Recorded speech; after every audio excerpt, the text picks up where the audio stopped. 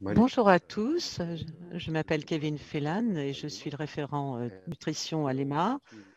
Et je suis vraiment ravie de rejoindre cette réunion sur les soins communautaires pour le nouveau-né. On a vu vraiment une vidéo très intéressante, très parlante du projet suisse au Niger. Et vraiment là, l'idée, c'est de faire en sorte que les outils et le savoir-faire soient transférés aux communautés et aux familles. On a beaucoup progressé dans la santé des enfants au cours des 20 dernières années, mais beaucoup d'enfants, beaucoup trop, meurent encore avant l'âge de 5 ans. De complications lors de l'accouchement, l'asphyxie à la naissance, la diarrhée, le paludisme, entre autres. Et la moitié de ces pathologies sont associées à la malnutrition. Et très souvent, la couverture sanitaire n'est pas suffisante alors qu'il y a des besoins tout à fait intenses et qui ne sont pas couverts pour réduire la mortalité infantile. Alors, on connaît tous le fardeau saisonnier, en particulier du palu au Sahel, et qui déborde les capacités année après année. Et puis, évidemment, il y a des conflits, l'insécurité qui joue aussi un rôle. Pour répondre à cela, on s'intéresse de plus en plus à des modèles décentralisés de soins pour des activités à la fois de prévention et de traitement. Ces paquets communautaires de prise en charge des enfants, des mères, s'appuie sur les capacités existantes dans les communautés et renforce le rôle à la fois des membres de la communauté et puis des autres acteurs dans le cadre du système de santé. Il y a des exemples de ces paquets communautaires, par exemple la prise en charge intégrée des maladies de l'enfant au niveau communautaire, qu'on appelle la PCIMEC ou ICCM en anglais, pour prendre en charge le palu, les diarrhées, les pneumonies, et puis des activités communautaires ou des activités à domicile telles que la surveillance du périmètre brachial, du MUAC ou la planning familiale, ainsi qu'une surveillance communautaire par les agents de santé communautaires. C'est vrai qu'avec le Covid, on sait bien que la décentralisation, ça va être de plus en plus critique. Et ces paquets communautaires, pour la prise en charge, ils doivent être adaptés pour qu'on puisse poursuivre toutes ces activités de manière sûre dans le contexte de la pandémie de Covid. On a des preuves maintenant qui montrent quand c'est bien mis en œuvre, ces paquets ICCM de soins intégrés permettent de sauver la vie des enfants de moins de 5 ans. Cela dit, différentes études ont également mis en lumière des goulots d'étranglement dans leur mise en œuvre. Et ça peut empêcher évidemment les modèles communautaires de porter tous les fruits qu'on escompte. Et parfois aussi, il y a une qualité moins bonne des services. Donc, il faut explorer tous ces défis et aussi ces opportunités en mettant l'accent sur la nécessité de partager les solutions que nos équipes ont mis en œuvre pour répondre aux défis. Notre premier orateur est le docteur Georges Ktonamou, coordinateur médical au Niger pour Médecins sans frontières, pour OCG, la section suisse de Médecins sans frontières. Il va nous parler de la mise en œuvre opérationnelle du programme ICCM, PCIME, dont on vient de voir un exemple avec la vidéo, et je lui passe la parole sans plus attendre. Bonjour, mesdames et messieurs, je suis Dr Georges Ktonamou, coordinateur médical Médecins sans frontières. Hello everyone. Le privilège m'a été donné dans le cadre des modèles de soins communautaires pour la santé infantile de vous présenter une expérience de prise en charge intégrée des maladies de l'enfant au niveau communautaire sur notre projet à Magaria. Suivant. Magaria est l'un des districts sanitaires du Niger, situé au sud à la frontière nigériane et couvre environ 770 000 habitants répartis sur 20 aires de santé. C'est une des zones chaudes du paludisme et de la malnutrition, avec une saisonnalité très marquée qui s'étale sur 4 à 5 mois. Il y a donc un besoin important en termes d'hospitalisation pédiatrique. Depuis quelques années déjà, MSF a mis en place une unité pédiatrique au niveau de l'hôpital des districts avec une capacité jusqu'à 500 lits en période de pic et qui peut faire des admissions jusqu'à 800 par semaine pendant la période pic. Par exemple, en 2020, nous avons pu hospitaliser 15 200 enfants de moins de 5 ans dans cette structure. Suivant. Le projet Magaria a été mis en place lors de la crise nutritionnelle qui a frappé le Niger en 2005 avec le démarrage d'un projet d'urgence nutritionnelle. Et depuis lors, ce projet a évolué sur le plan stratégique avec une consolidation et son extension à la pédiatrie. Et également un accent qui a été mis sur le volet préventif avec l'implémentation de la sémioprévention saisonnière palud. Il y a eu également entre 2018 et 2019 un réinvestissement communautaire avec l'implémentation de la prise en charge intégrée des maladies de l'enfant au niveau communautaire dans 70 villages. Et cette activité s'est étendue sur 4 communes en 2020 avec la mise en place de 278 RECO. En bref, le paquet communautaire a connu aujourd'hui une véritable diversification. Au-delà de la PSME communautaire, il y a également le parambiac qui est le dépistage des enfants malnutris par les mamans qui sont formées. Il y a également la sensibilisation des autres mamans par des mamans, d'autres mamans qu'on appelle des mamans lumière. Il y a également l'implication dans la CPS au niveau du district et la stratégie avancée au niveau du PEV qui est aujourd'hui développée sur le projet suivant. La mise en place de la PSME communautaire a connu 4 étapes. La première étape était le choix de la stratégie avec le district et les autres partenaires. Donc, il fallait choisir toutes les aires de santé qui devraient habiliter cette activité et également les villages qui étaient éligibles, c'est-à-dire les villages qui étaient situés à 5 km d'une structure de santé. Il fallait faire également la sensibilisation des autorités détentrices d'enjeux, faire la désignation des facilitateurs et formation des formateurs par le niveau régional et national. La deuxième étape a consisté à la mobilisation communautaire avec l'organisation des assemblées villageoises pour élire les relais communautaires sur la base d'un relais communautaire pour 500 habitants. Après, il y a eu également la formation des relais et leur leur installation et un mécanisme de supervision formative, des réunions mensuelles par centre avec tous les RECO et une revue périodique monitoring avec le district a été mise en place. La troisième étape a consisté à faire un lien avec les mamans lumière, c'est-à-dire les mamans qui devraient sensibiliser les autres mamans sur l'approche et également les autres relais promotionnels. Et la quatrième étape a consisté à la responsabilisation des relais communautaires sur la prise en charge intégrée, des maladies, des 3 maladies, le palu, diarrhée, pneumonie, et également l'orientation des cas graves vers les structures de santé. Et suivi, évaluation et monitorage de toutes ces activités. Suivant. Après sa mise en place, force est de constater aujourd'hui les avantages de la PSME communautaire.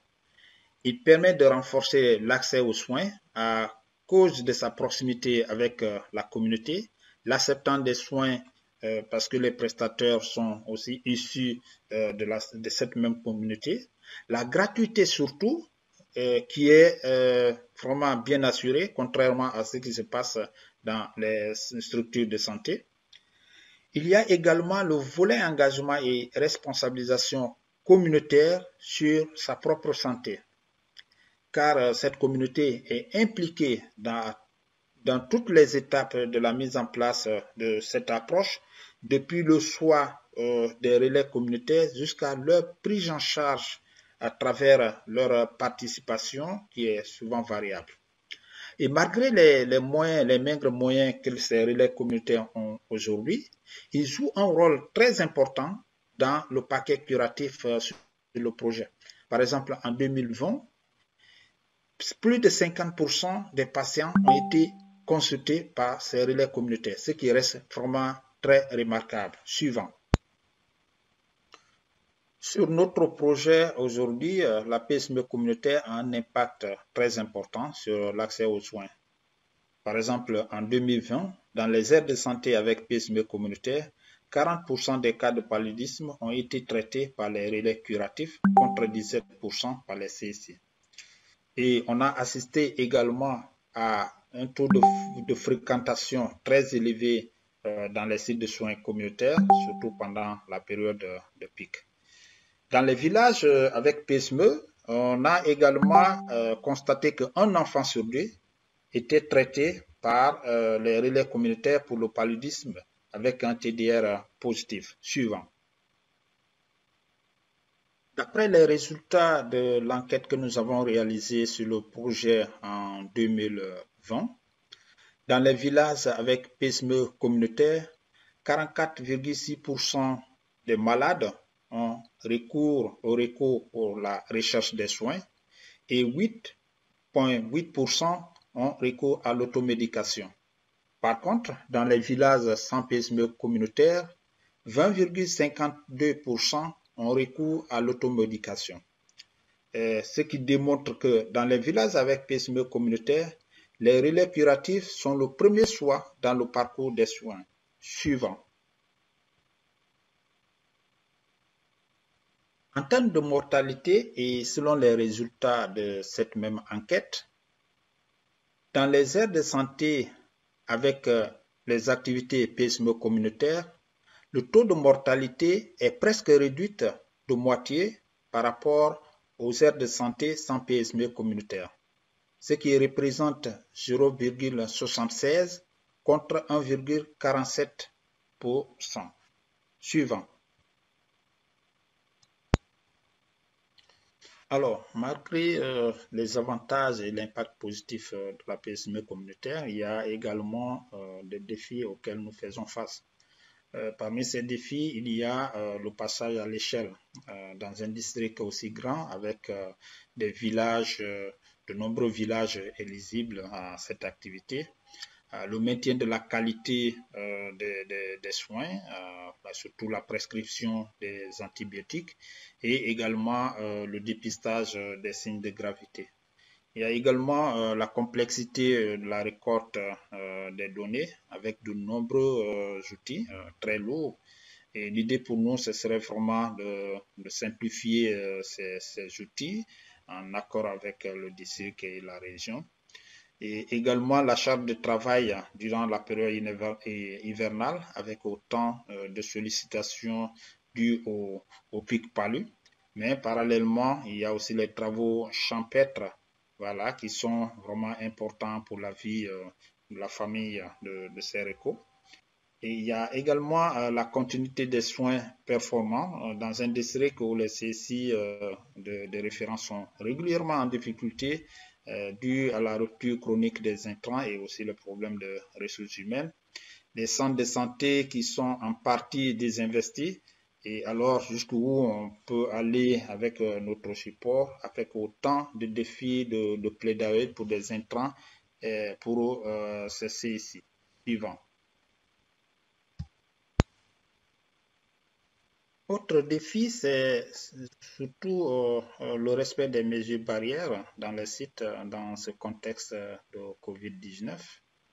Et également, il y a le défi d'intégration avec la tendance aujourd'hui des MSF de combler tous les gaps. Donc, il y a un risque de se substituer à l'appropriation par les centres de santé, la commune et le district. Et il y a également le défi de l'optimisation du paquet de soins avec sa mise à l'échelle.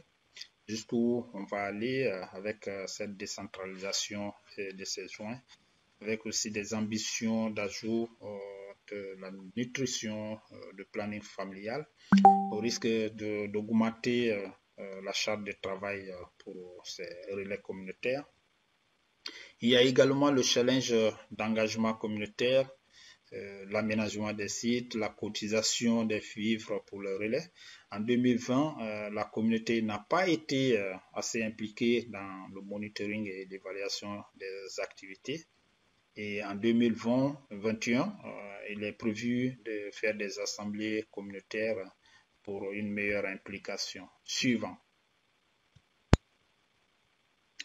Alors, comme leçon apprise, nous retenons particulièrement que la PSME communautaire renforce fortement l'accès aux soins et que si les relais communautaires sont bien formés, supervisés, la majorité peut dépister et référer les signes de danger dans les structures de prise en charge.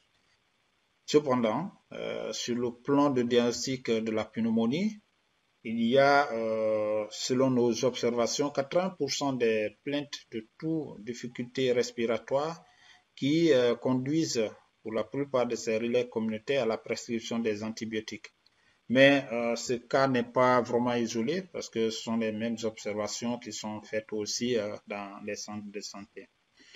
Il y a aujourd'hui une possibilité quand même d'augmenter le paquet par rapport, par exemple, à la prise en charge de la malnutrition. Mais si les outils sont simplifiés et un mécanisme de supervision bien adapté.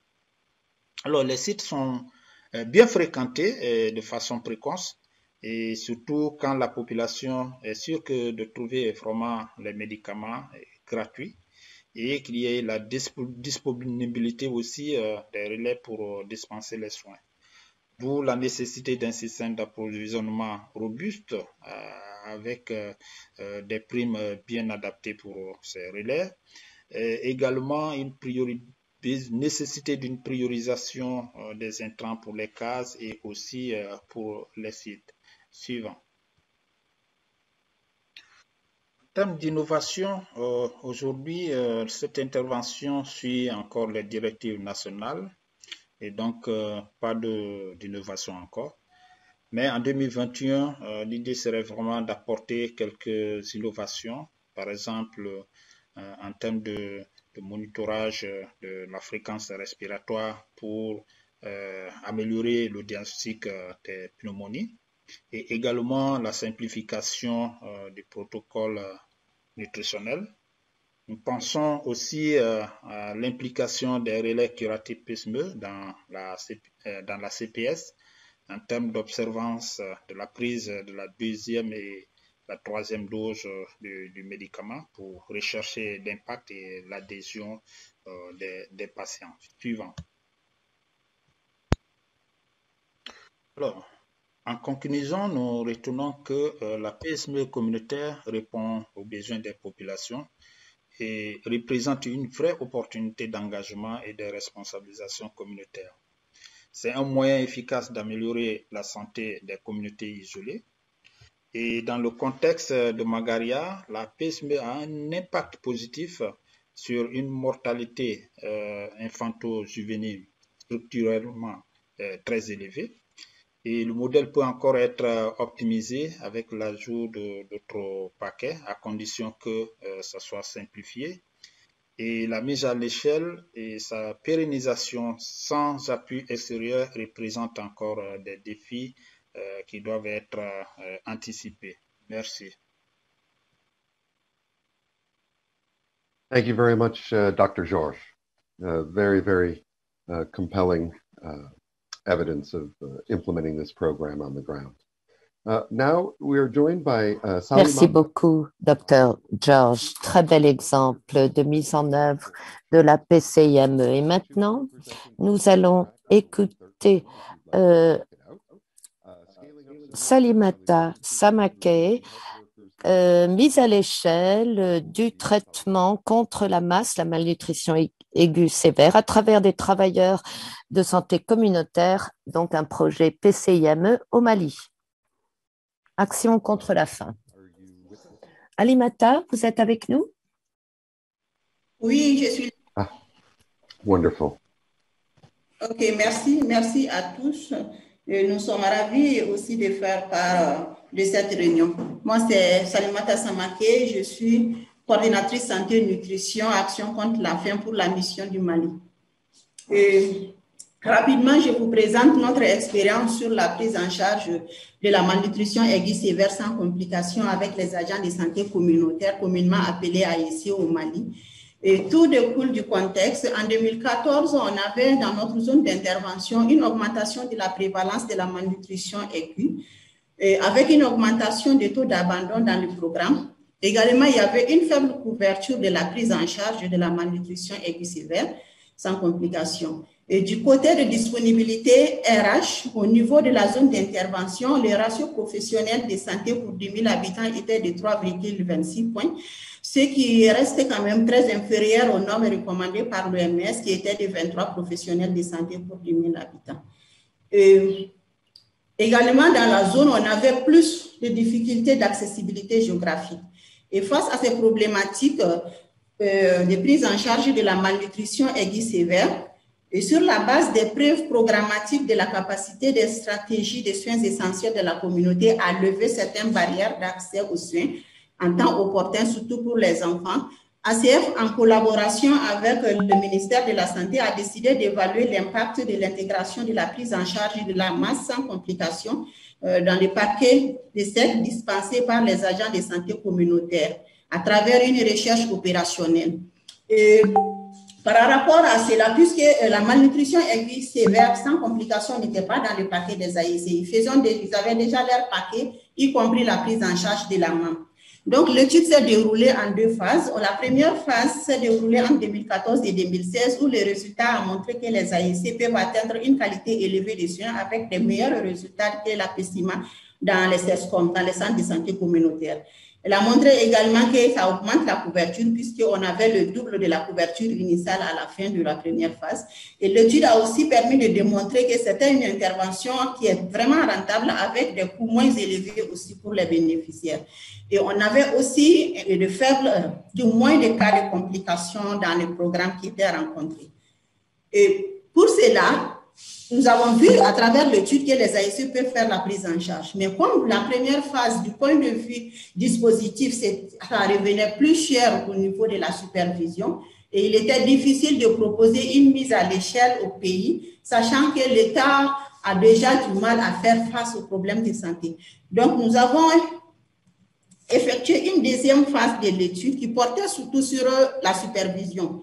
Et dans cette supervision, on a fait 3 modèles différents et qui s'est déroulé dans 3 districts différents.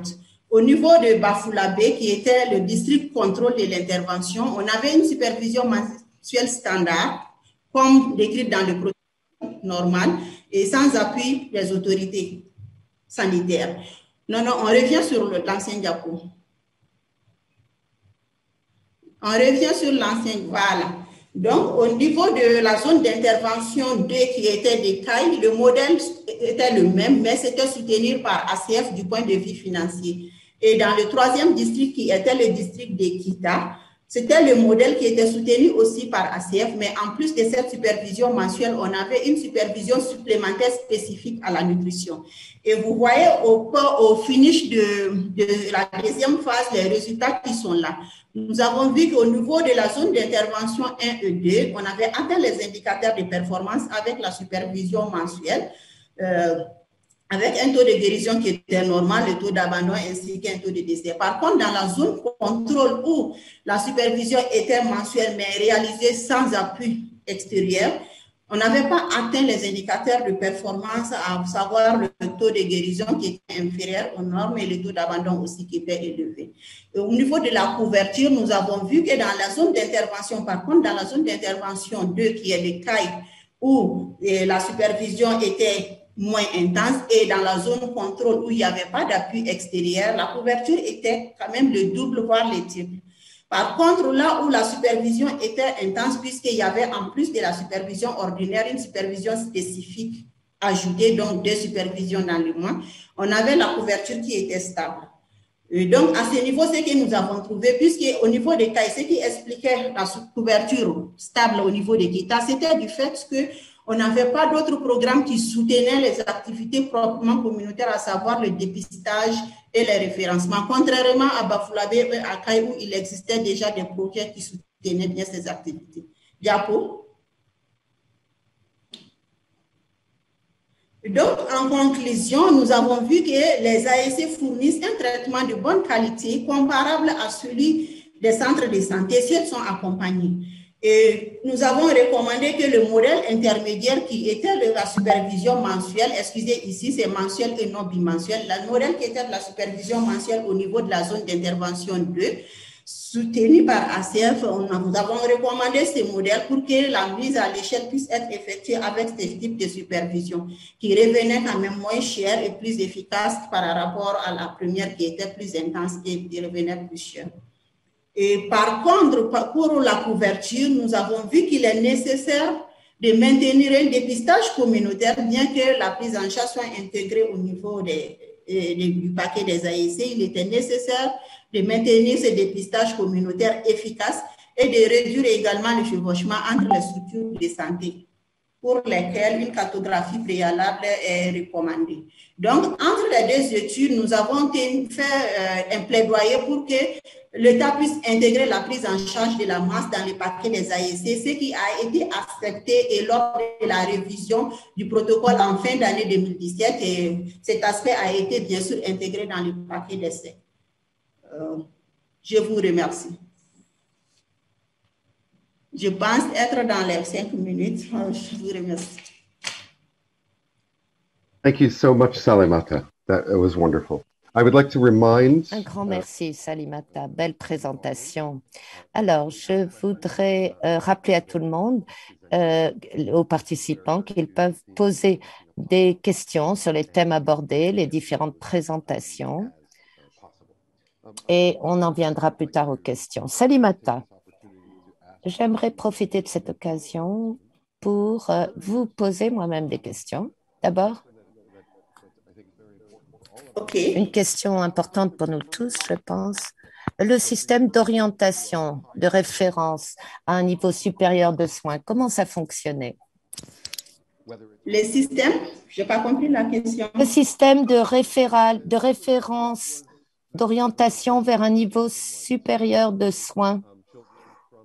OK, merci pour la question. A health center. Je vais répondre maintenant. Je peux donner ma réponse? Oui, s'il te plaît. OK. Donc, concernant le système de référence, le référencement fonctionnait comme suit. Au niveau des villages, les relais étaient là, les relais faisaient le dépistage actif et référaient les enfants vers les sites ASC, les sites des agents de santé communautaire qui les revenaient. Arrivé au niveau des sites ASC, l'enfant était dépisté, le statut était revu par l'ASC et voir les différents paramètres si l'enfant peut bien sûr être pris en charge au niveau du site. Et une fois que l'agent de santé est dépassé et que l'enfant doit être transféré à un niveau supérieur, c'est-à-dire du niveau site ASC au niveau CESCOM, le centre de santé communautaire, ACF avait mis un appui à ce niveau pour mettre à disposition de ses parents un forfait de transport pour qu'ils puissent rejoindre les CESCOM. Du niveau CESCOM vers le niveau URENI, s'il y a des complications, ce même système était en place pour que l'enfant puisse être reçu au niveau de l'URENI, bien sûr avec l'appui qu'on donnait où on appelait le forfait de transport aux mamans. Donc, nous donnons ces forfaits de transport en fonction des distances et que la maman devait se rendre au niveau de l'URENI. Puisque jusque-là, le système de référencement, les cadres de référencement normal qui est sur place, les enfants malnutris, les enfants ne sont pas encore intégrés dans ce système. Et ce système prend en charge tous les cas d'urgence obstétricale. Mais actuellement, on est en train de faire des plaidoyers et dans certaines localités déjà ça fonctionne pour que l'enfant malnutri avec complications puisse intégrer ces systèmes et qu'il puisse, dès qu'il y a un cas, qu'on puisse appeler aussi l'ambulance comme on le fait avec les urgences obstétricales pour que l'enfant puisse accéder au service d'hospitalisation. Donc ça, c'était les systèmes de référencement qui étaient sur place au niveau de l'étude. Thank you so much. Merci beaucoup. Alors, on a une question. Et si ce n'est pas votre domaine d'expertise, bien sûr, Salimata, vous pouvez le passer, hein, mais voilà la question. Quand on ajoute un traitement pour la sepsis néonatale, est-ce qu'il faudrait ajouter le traitement contre la sepsis au paquet de soins néonatal? Et encore une fois, si vous ne savez pas répondre, aucun problème, on passe à une autre question. Donc, est-ce qu'il faudra ajouter au paquet de soins le traitement contre la sepsis néonatale, la septicémie néonatale? Au niveau, bon, je pense que dans le paquet 7, c'est ce qu'on veut dire. Oui. OK. Bon, pour le cas du Mali, ce qui est dit dans le guide, les AEC font les soins néonatals chez les enfants, mais ces soins se limitent surtout aux soins du cordon ombilical, pas plus. Donc, ils le font avec de la chlorhexidine. Donc, ils font les soins des cordons ombilicaux, mais ils suivent également l'enfant par rapport à certains paramètres comme l'air respiratoire, la fréquence respiratoire, la température, et à la moindre des signes, ils doivent les référer au niveau supérieur. Donc, ils ne sont pas habilités à faire un certain niveau de soins au niveau communautaire, au niveau village. Okay, thank you. And a last question, and this is also coming from the audience. Merci. Et une dernière question. Comment est-ce que la pandémie de COVID-19 a affecté le système de PCIME et comment vous êtes-vous adapté à la situation? OK. Merci. Au niveau du Mali, au début de cette pandémie, j'avoue que c'était de la panique au tout début. À ce moment, les structures de santé comme les CESCOM, les centres de santé de référence, devenaient de moins en moins fréquentés. Et même les dépistages que le niveau communautaire, les relais faisant vers ces structures, beaucoup de mamans ne se rendaient pas par crainte de se faire contaminer par la COVID. Et donc, c'est même cette situation qui nous a encore montré plus l'importance, plus le prévalu des agents de santé communautaire dans les traitements des enfants et même des femmes. Donc, c'est pourquoi à ce niveau, là où nous intervenons et on appuyait les sites, on a vu qu'au niveau des sites AEC, on avait plus d'admission par rapport au centre de santé. Parce que là, c'était le village, ils savent qu'il n'y a pas beaucoup d'agents, parfois même il n'y a pas beaucoup de personnes qui arrivent en même temps. Et d'après eux, c'est comme s'ils sont chez eux. Mais si tu leur demandes d'aller à un autre niveau, ils pensent que là, je vais se faire contaminer. Donc, ça a réduit la fréquentation des structures de santé.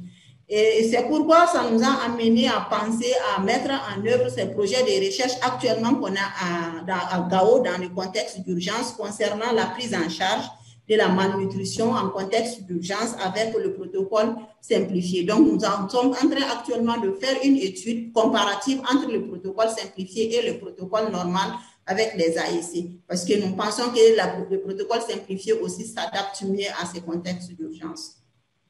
Merci.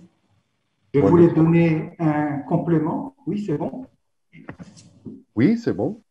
Voilà. Alors, je voulais donner un complément par rapport à la prise en charge du palu, notamment, et des autres maladies, sur les sites de soins par rapport au Covid.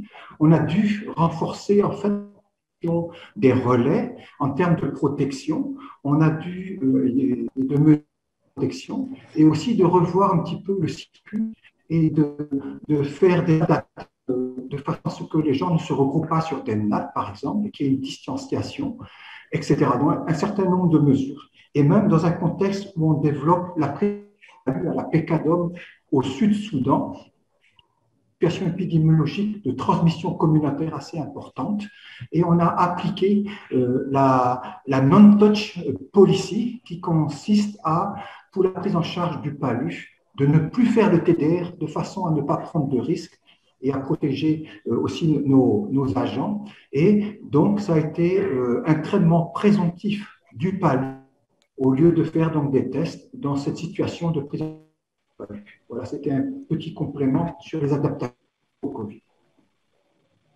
Thank you very much. And that is Michel Carré from Médecins Sans Frontières. Michel Carré de MSF qui intervenait.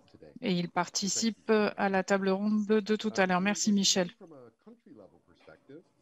Maintenant, nous allons passer à une perspective plus régionale avec Dr Abias Doudnion qui est coordinateur de l'ICCM pour ACF et il va nous parler de l'aventure de la mise en œuvre des programmes de nutrition communautaire.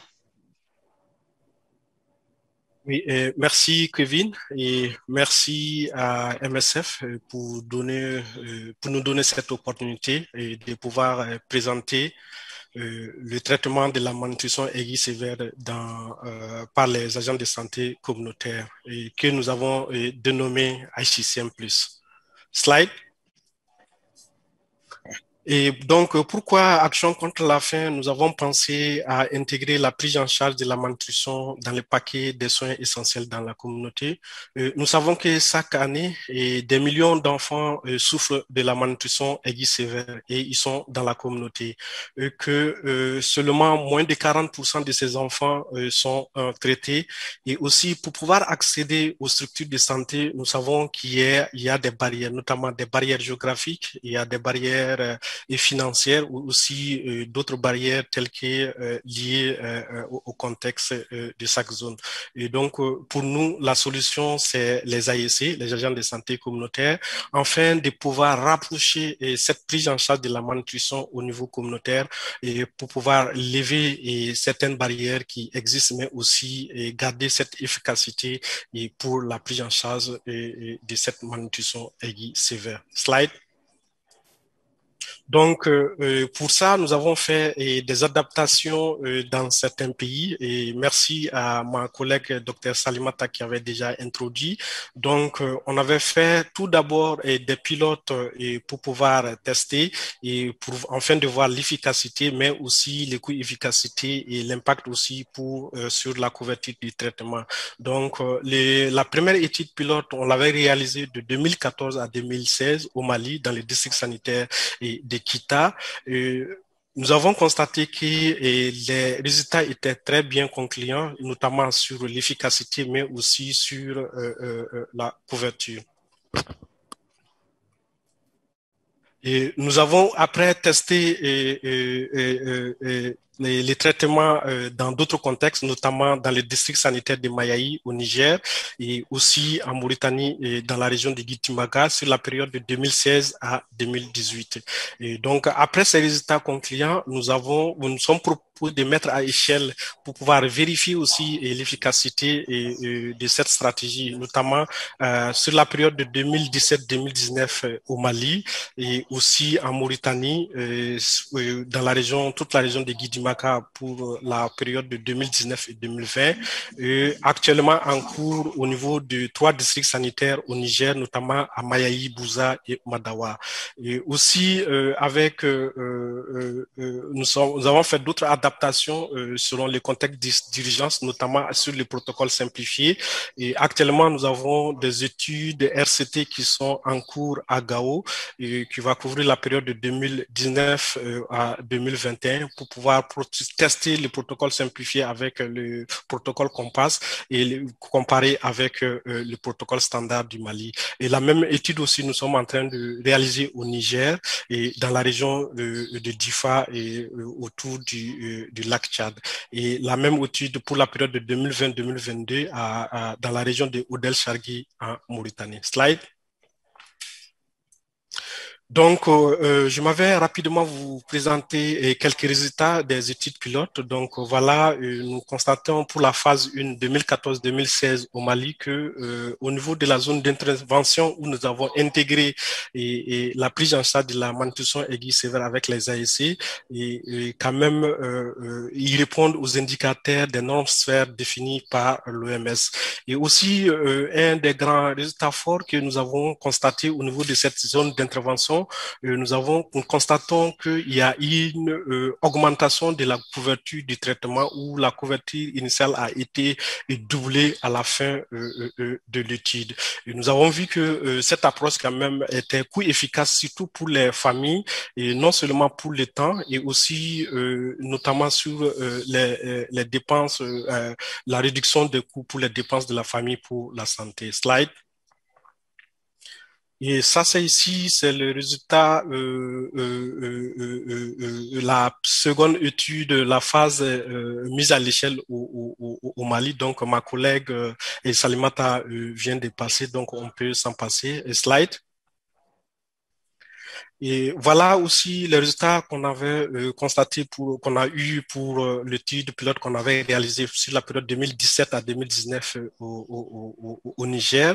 Nous constatons qu'au niveau de la zone d'intervention quand même, avec l'intégration de la prise en charge dans les paquets de soins avec les AEC, et ils ont respecté les normes SPER et avec une différence statistiquement significative comparée à la zone contrôle où uniquement les agents de santé faisait la prise en charge. Slide. Et c'est le même constat et pour la Mauritanie, où quand même l'intervention a permis de garder l'efficacité de la prise en charge en respectant les normes sphères de l'OMS. Slide. Donc, comme leçon apprise et bonne et pratique, nous pouvons dire que cette approche, ces différentes études nous ont permis quand même d'avoir des gouvernements forts qui se sont appropriés et qui ont piloté cette nouvelle stratégie, d'autant plus que avant l'intervention, nous avons mis en place un comité de pilotage qui est l'idée par le ministère de la Santé à travers la direction de la nutrition, mais aussi la direction de la santé communautaire. Et aussi au niveau local, nous avons des chercheurs qui nous ont permis d'adapter les actions au contexte où nous travaillons. Aussi, nous avons eu des donateurs courageux et qui se sont engagés pour mettre de façon novatrice de traiter la malnutrition. Donc ça, c'est vraiment quelques leçons apprises et qui nous ont permis à travers ces différentes études pilotes que nous avons eu à conduire au niveau des pays du Sahel. Slide. Et comme point fort et l'avantage de cette approche, donc nous pensons que cette approche peut nous permettre d'assurer la continuité des soins et surtout pour les enfants qui souffrent de la malnutrition aiguë sévère. Donc en intégrant la prise en charge de la masse, nous pensons que l'ASC pourrait donner un paquet complet, notamment non seulement traiter les autres pathologies courantes, le paludisme, les diarrhées, les cas de diarrhée, mais aussi la malnutrition aiguë sévère. Et aussi, c'est une approche qui permet d'assurer une bonne coordination et un partenariat entre le ministère de la Santé, mais aussi la communauté qui est engagée, qui est dévouée pour pouvoir offrir tout le paquet nécessaire à la communauté, surtout pour ceux qui souffrent, les enfants qui souffrent de la malnutrition aiguë sévère. Et l'approche quand même a un impact notamment sur la couverture. Et nous voyons que la plupart des couvertures quand même sont au-delà des 50 des résultats que nous avons eu à doubler la couverture après l'intervention. Et aussi l'intervention nous permet de garder et de maintenir la qualité des soins tout en respectant les normes sphères, surtout les taux de guérison supérieurs à 75,15%. Donc l'intervention est vraiment plus efficace, surtout pour les ménages. Et ils arrivent à réduire le temps d'attente au niveau des structures de santé, d'autant plus que les structures de santé, les sites ASC, les cases de santé sont dans la communauté, donc ce qui vraiment réduit considérablement le temps. Et aussi les dépenses par rapport à la santé, ils arrivent à réduire considérablement. Slide. Certes, il y a des difficultés que nous avons constatées lors de ces pilotes, notamment la forte implication de l'équipe ACF, notamment pour la supervision. Habituellement, vu que ce sont des études que nous menons, donc il y avait eu cette supervision très très rapprochée, en plus de la supervision que les autorités sanitaires assurent, notamment à travers les infirmiers postes de santé. Et quand même, il faudra avoir une prudence pour pouvoir extrapoler les résultats de l'étude dans d'autres contextes. Donc, pour ça, il faut vraiment bien évaluer avant de l'implémenter. Nous avons aussi quelques limites, notamment liées à la qualité des soins qui étaient limités au cas de malnutrition aiguë sévère qui étaient uniquement gérés par les agents de santé communautaires. Slide. Donc, pour l'opérationnalisation de cette approche, donc vous avez vu, nous avons fait des études de mise, nous avons commencé à mettre à échelle cette approche. Donc, pour ça, il faudra préalablement que les dispositifs communautaires dans les pays soient fonctionnels, notamment la PCME communautaire. Et pour accompagner tous ces processus, nous avons mis à disposition des outils qui permettent d'identifier et de planifier l'intervention, que ce soit dans les zones d'urgence ou dans les zones stables. Et aussi, nous avons développé des modules de formation en ligne, et surtout avec le contexte COVID, ce qui nous a poussé à faire des modules de formation en ligne pour pouvoir assurer la formation de ces AEC. Et c'est en anglais et en français. Et ces modules, nous avons adopté non seulement avec le contexte COVID, mais aussi avec les protocoles simplifiés. Et pour la collecte des données, nous avons développé des outils qui nous permettent d'avoir systématiquement toutes les données qui sont au niveau communautaire avec le système COBO. Et nous disposons également des outils et stratégies pour tout ce qui est supervision et de ces activités sur le terrain. Slide. Donc, comme défi pour l'opérationnalisation, c'est surtout l'approvisionnement des intrants NUT au niveau de ces cases de santé, au niveau de ces sites ASC, d'autant plus que ça a un gros volume. Et donc, pour ça, pour nos études pilotes, vraiment, c'est ACF qui s'est engagé et pour pouvoir rendre ces intrants au niveau de ces sites ASC.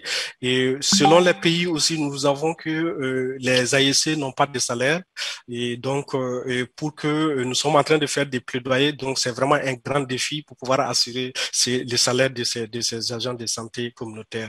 Et pour mettre à échelle, vraiment à l'échelle district ou région, nous avons constaté, il y a l'un des défis, c'est vraiment ça demande des gros moyens, notamment pour la formation de ces AEC, pour l'équipement et pour notamment assurer les salaires de ces agents de santé communautaires. Slide. Et comme recommandation que nous formulons, c'est surtout assurer pour ceux qui désirent faire cette approche d'ICCM+, il faut avoir une bonne coordination avec les acteurs locaux à tous les niveaux, du niveau périphérique jusqu'au niveau central, et aussi adapter la supervision selon les besoins spécifiques du contexte et puis ou de l'agent de santé communautaire. Et nous pensons qu'il est impérieux de prendre l'approche ICCM+, notamment l'intégration de la masse dans les paquets de soins essentiels comme un cercle d'intégration de la prise en charge de la malnutrition aiguë sévère. Je vous remercie. Slide. Ouais. Thank you very much, Abdias. Before we get to... Merci beaucoup. Avant de passer à la session suivante, une question très importante pour vous. Est-ce que cela augmente la charge de travail des agents de santé communautaire? Est-ce que ça l'augmente beaucoup? Et merci donc, merci pour cette question. Lors de l'étude pilote qu'on avait fait pour la période 2014-2016 au Mali, nous avons vu que du fait d'intégrer la prise en charge de la masse dans les paquets n'augmente pas vraiment et considérablement la charge de travail. Et on a constaté que les AEC sont plus plus chargé avec les activités de prévention que plutôt que les activités curatives. Donc ça, c'est, je crois qu'on avait fait, nous avons une publication là-dessus et que après vous pouvez visiter au niveau du stand où ces publications sont disponibles. Merci. Thank you very much, Doctor. So we're going to move now to another incredibly important. Nous allons maintenant passer à un autre sujet pédiatrique extrêmement important. Médecins Sans Frontières, Morshed, qui travaille pour MSF Pays-Bas, OCA, donc Centre opérationnel d'Amsterdam, va nous faire un exposé à partir de son abstract, le numéro 94, qui est la description du modèle FamilyDot pour la prise en charge de la MDR-TB pédiatrique. Merci beaucoup de nous donner la possibilité de parler de ce modèle de soins DOT famille, donc thérapie observée directement. Nous avons commencé ce programme à Dushanbe en 2011 avec le modèle DOT classique, avec un taux d'accès au traitement de 85% qui est plutôt bon, et nous avons ajouté le FDOT, donc DOT famille, en 2017, avec un taux de pourcentage amélioré. La planche suivante, merci. Alors, qu'est-ce que ce programme? C'est un programme qui s'adresse aux ménages où on a une équipe qui va apporter ce soutien aux familles, un programme pédiatrique. Donc, il faut que vraiment la famille soit impliquée, ce qui requiert un médecin, un infirmier, et nous avons également des conseillers éducateurs qui vont apporter le soutien, l'éducation nécessaire, des acteurs sociaux. On essaye de dépasser les barrières culturelles et autres. Et c'est important d'avoir toutes ces équipes de soutien pour les familles. Par ailleurs, ce programme, étant donné qu'il s'adresse directement aux ménages, il fallait qu'il soit adaptable. Il a donc fallu l'adapter pendant la pandémie, réduire les visites à une visite mensuelle avec les livraisons des médicaments une fois par mois avec un soutien à distance. Les équipes appelaient donc les familles très régulièrement et nous avons constaté qu'il n'y avait pas de perturbation dans les traitements. Ils n'étaient pas exposés au Covid parce qu'ils n'avaient pas besoin de se rendre dans les centres de santé. Donc, c'était plutôt positif pour nous de voir que l'on pouvait aider encore les familles pendant cette période. Ensuite, il est très important d'avoir de bonnes relations cliniques, notamment en ce qui concerne les visites à domicile qui avaient lieu 2 fois par mois, et il y avait les appels réguliers. Et en fait, on a beaucoup aidé les familles à conduire cette confiance à notre égard qui est absolument essentielle, surtout pour les aidants s'ils ont des questions, des préoccupations au sujet des traitements. Pour les aidants, on prend le temps de les sélectionner, ils vont suivre la prise de traitement par les patients. Donc, on prend le temps de voir s'ils comprennent bien, s'ils sont fiables, s'ils comprennent bien l'importance d'aller au bout du traitement et qu'ils ont une bonne relation avec l'enfant. On leur donne des outils avec des piluliers, des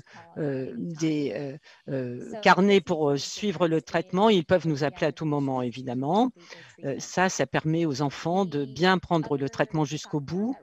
L'autre facteur qui aide beaucoup, c'est qu'on essaye aussi de dépasser les barrières. On a évidemment des soutiens psychologiques. Pour certaines familles, c'est très, très difficile de se déplacer, où ils n'ont pas assez d'argent pour payer le transport, où ils ont plusieurs enfants. et ce n'est pas évident de les emmener au centre de santé. Et c'est beaucoup de responsabilités. Ou alors, il y a plusieurs familles, plusieurs membres de la famille qui sont atteints par la tuberculose et ce n'est pas évident. Donc, ça nous a permis, cette approche, de mieux les soutenir, de mieux garantir l'observance du traitement. On inclut des infirmiers et des médecins du MOH pour que le ministère de la Santé puisse aussi mettre en place cette relation avec les patients, qu'il y ait aussi une courbe d'apprentissage pour que les patients, lorsqu'ils vont faire leurs tests mensuels, leurs examens, il y a quand même déjà une relation de confiance qui s'est établie. Diapo suivante. Je vous ai dit qu'on avait un taux de succès de 90% et ça c'est vraiment durable. 56% de filles, 44% de garçons. Et vous voyez ici une image de notre document qui nous permet de renforcer l'observance de l'enfant. On essaye de mettre en place une relation avec l'enfant, de le faire devenir acteur de son traitement autant que possible, surtout s'ils sont un peu plus âgés, des adolescents par exemple. On fait en sorte qu'ils s'approprient le traitement véritablement pour qu'ils soient aussi fiers du succès de leur traitement. Donc, c'est comme ça qu'on essaye de procéder pour éveiller leur conscience, pour les mettre en pouvoir, pour les stimuler. Et c'est vrai que la tuberculose chez l'enfant, elle exige un traitement long et parfois ils sont hospitalisés, ils peuvent avoir des petits retards mentaux. Donc, il faut les stimuler également, ces enfants. On fait des études de satisfaction pour voir quel est l'impact de ce programme. Au début du traitement, on fait un point et puis aussi à la fin du traitement, les aidants et même les patients témoignent de leur gratitude d'avoir pu rester à la maison, de ne pas avoir à se déplacer, surtout quand ils souffrent d'une stigmatisation dans la société. Aller dans une consultation tuberculose, c'est toujours un petit peu infamant. Dans ce contexte-là, donc, ça permet aussi de réduire d'autres défis pour les aidants. Comme je l'ai dit, ces aidants souvent sont en charge de tout ce qui se passe dans la famille, ont d'autres responsabilités. Voilà le questionnaire que les patients peuvent remplir. Vous pourrez peut-être le regarder d'un peu plus près par la suite. Voilà les résultats des premières des études à l'entrée avec un score de 14,95 sur 15 et à la fin 18,85 sur 21. Alors, certaines des questions pour l'étude de fin de traitement étaient un petit peu difficiles à comprendre, donc on a un petit peu revu la formulation et même ainsi, on a quand même un résultat de 18,85, c'est vraiment pas mal. Et puis, on a un retour qui nous montre que les gens sont contents, qu'ils avaient du mal à aller au centre de santé avant ce traitement sous surveillance familiale, ce FDOT. Ça a permis vraiment de franchir des écueils. Et nous pensons que ce serait bon que MSF élargisse ce programme à tous les patients tuberculeux au Tadjikistan. Diapo suivante. Alors, que peut-on en retirer? Eh bien, surtout que pour la tuberculose chez l'enfant, dans les programmes, il faut inclure la famille et il faut s'adapter avec des soins centrés sur l'enfant, mais qui soient adaptés sur le plan du développement et de la culture locale. Il faut inclure la famille et FDOT, ça permet vraiment de le faire. Et vraiment faire en sorte que les enfants et leurs familles s'approprient le traitement, ça permet aussi de faire toute la différence dans l'observance du traitement et dans le fait que les traitements sont pris jusqu'au bout. Merci de votre attention. Je serais ravie de prendre vos questions maintenant. Merci beaucoup, Tania.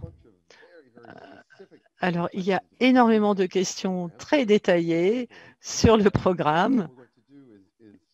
Je vais inviter tout le monde à utiliser la Networking Lounge, le salon réseautage, pour que vous puissiez ensuite, Tania, vous y rendre et répondre à certaines de leurs questions. Mais moi, j'ai aussi quelque chose à vous demander. Est-ce que vous avez un message clé à faire passer pour d'autres programmes qui travaillent avec des maladies chroniques chez l'enfant et pas seulement la tuberculose?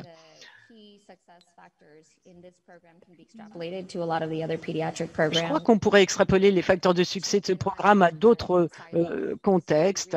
Les enfants ne vivent pas de manière isolée. Il faut inclure la famille, les aidants, que ce soit un parent, un grand-parent, un oncle ou un membre de la communauté, mais qui a une relation de confiance avec l'enfant. C'est très important, surtout quand on a des traitements au long cours, pour que l'enfant soit encouragé, motivé, parce que c'est vrai que les effets secondaires sont parfois un petit peu difficiles à supporter, surtout pour les traitements contre la tuberculose. Donc, il faut vraiment impliquer les aidants. C'est essentiel. D'autre part, une approche holistique avec une équipe pluridisciplinaire est très importante. Je crois que ça fait toute la différence, surtout dans une population pédiatrique. Donc, si vous n'avez pas des membres de l'équipe, outre des infirmiers et des médecins, il faudrait peut-être penser à les inclure. Bon, évidemment, moi, je suis en charge de l'activité santé mentale, alors j'ai peut-être un biais ici, mais je crois que le soutien psychologique est tout à fait essentiel et serait bon à inclure dans d'autres programmes MSF. On essaye d'avoir ces traitements à domicile autant que possible. Si les enfants peuvent reprendre une vie normale, retourner à l'école, avoir des amis, être stimulés pour avoir une croissance normale qui soit similaire à celle de leur père, je crois que ça fait toute la différence et qu'ils récupèrent plus rapidement. Donc voilà le genre de message que je voudrais faire passer. Merci beaucoup, Tania. On va passer la tuberculose chez l'enfant pour prendre un peu de recul sur la perspective en termes politiques et on va s'intéresser au modèle communautaire avec Jérôme Pfaffman. Bonjour à tous, est-ce que vous m'entendez? Bien, merci. Alors, je ne me vois pas à l'écran, j'espère que vous voyez ma vidéo, mais bon, je vous vois, Kevin. Alors, je démarre. Laissez-moi dire tout d'abord que je fais cette présentation au nom d'une plus grande équipe et vous entendez sans doute que je suis français.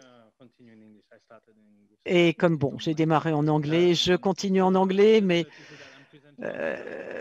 comme je le disais, c'est une équipe beaucoup plus vaste qui s'adresse à vous aujourd'hui et le docteur Fouzia Shafik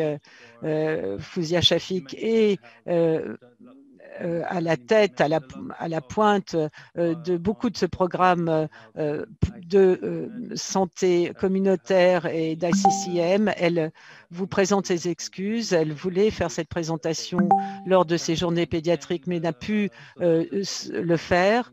Donc voilà, j'en ai terminé avec cette petite introduction. Je voudrais commencer par dire que toutes ces présentations que nous avons entendues sont très pertinentes.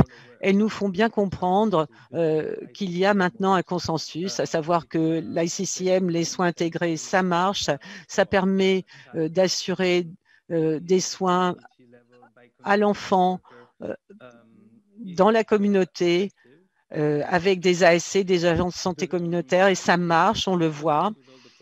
Mais il y a des défis, et on l'a vu avec les questions dans quelle mesure est-ce pérenne, dans quelle mesure est-ce que ça assure la qualité des soins. Et l'une des questions clés, je pense, qui se pose de plus en plus au cours des dernières années, c'est comment est-ce que ça peut être institutionnalisé et faire en sorte que cette prise en charge des soins intégrés devienne vraiment une partie intégrante du système de santé. Ça, c'est l'un des défis auxquels on est confronté, mais quels sont les éléments clés du système de santé qui doivent être renforcés pour que ça puisse être possible, pour qu'on puisse assurer ces services au niveau communautaire? Voilà ce qu'il faut résoudre comme question. Alors, à cet égard, il y a deux éléments que je voudrais souligner. Déjà, il y a un système de santé, mais ce n'est pas le seul, c'est aussi le système communautaire existant. Il faut le renforcer. Et quand je parle de système communautaire, en fait, j'entends par là un réseau, mais aussi les foyers, le niveau familial. Et Kevin, j'imagine, sera d'accord avec moi sur ce point et pensera sans doute à d'autres exemples où la famille peut être vraiment impliquée et peut participer aux soins qui sont fournis aux enfants. One point I wanted to share, and also for the as a thought, is that we need to be clear about these community health workers are not medical doctors for. Les agents de santé communautaire, nous devons le rappeler régulièrement et en être bien conscients, ne sont pas des médecins. Parfois, on a tendance à leur donner des responsabilités qui les amèneraient à se substituer à des médecins. Mais ils font partie des soins primaires. Ils peuvent évidemment prolonger le système de soins primaires. Et ils nous permettent, ces agents de santé communautaire, de réduire les inégalités, d'améliorer l'accès, d'améliorer la confiance dont on jouit dans la communauté, mais ils ne peuvent pas se substituer à un bon système de soins primaires. Et les exemples que vous avez présentés mettent bien en lumière les besoins auxquels on est confronté dans beaucoup de programmes UNICEF. Il faut un mécanisme de supervision très solide, très robuste, un système d'approvisionnement aussi qui tienne la route. Et j'y reviendrai parce qu'on parle beaucoup de ces modèles dans des contextes fragiles, vulnérables, mais pas pendant des période de crise. Et ça, c'est un goulot d'étranglement lorsqu'il y a des populations déplacées, des mouvements de population, un niveau de violence important. Quand l'accès aux soins devient difficile, eh bien, la question de l'approvisionnement et de la continuité de l'approvisionnement pour les soins communautaires, ça devient tout à fait critique.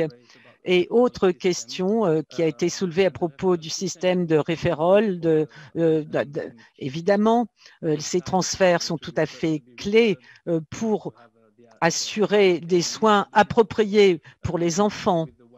Mais c'est également le lien avec le système de santé d'une manière plus générale.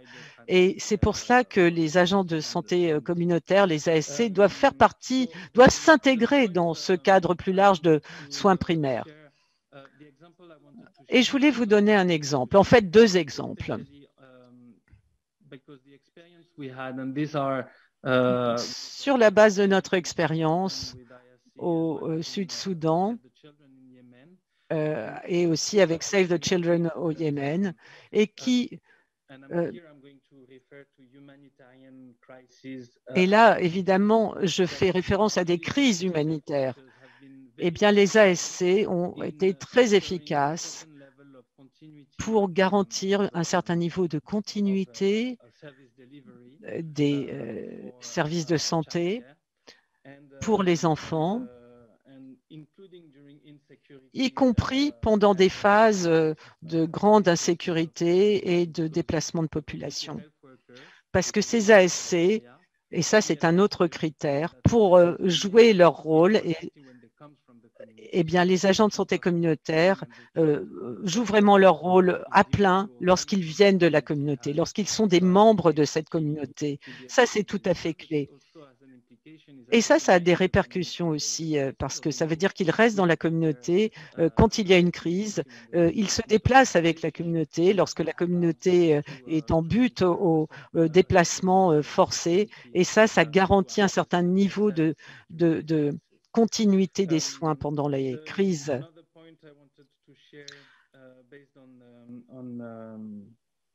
On this specific situation during crisis, and I know there is Pour continuer sur ce point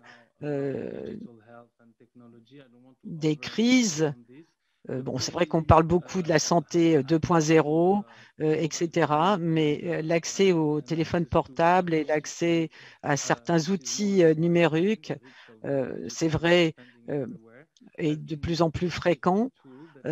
Et ça, c'est un élément également clé que l'on peut utiliser, que l'on peut mettre à profit pendant les crises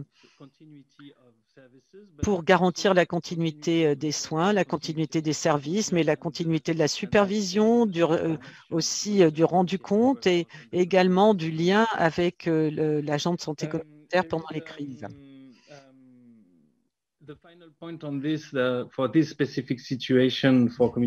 Dernier point sur ces ASC pendant les crises humanitaires, il y a quelque chose qu'on a tendance à sous-estimer souvent, c'est la pression sur ces agents de santé communautaire eux-mêmes. Ils font partie de la communauté qui est affectée par la crise. D'un coup, ils sont encore plus sous pression et là, ça réclame une bonne supervision, y compris un soutien psychologique pour les aider, ces agents de santé communautaire, parce qu'ils sont face à une pression double, la crise humanitaire par laquelle ils sont affectés eux-mêmes directement, et puis leur travail dans un contexte de plus en plus difficile. Donc ça, c'était les points que je voulais mettre en lumière au-delà des cas que vous avez présentés, parce que je voulais faire référence à ce qui se passe pendant les crises humanitaires.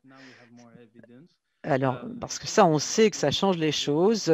La PCIME communautaire, ou la ICCM+, c'est vraiment tout à fait clé pour garantir la continuité des services essentiels pendant les crises. Alors, cela dit, ça marche quand ça s'intègre dans un système de santé. Si on doit mettre en place ce système de santé au moment d'une crise, c'est quasi impossible. Bien sûr, on peut toujours s'arranger un peu, bricoler, mais c'est pour cela qu'il faut institutionnaliser les soins communautaires, le paquet de soins qui est garanti, la main-d'œuvre, la force de travail, enfin les agents qui sont chargés de le mettre en œuvre. Et ça exige évidemment beaucoup de préparation et beaucoup de travail avec les autorités, avec le système de santé au niveau des districts.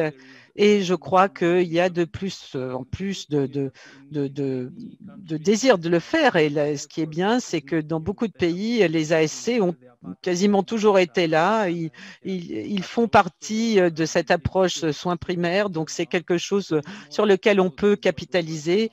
Là où c'est plus difficile, mais on y travaille, c'est de transférer certains services vers ces ASC. Mais les modèles que vous avez présentés et ceux d'autres partenaires nous aident vraiment à garantir cet élan.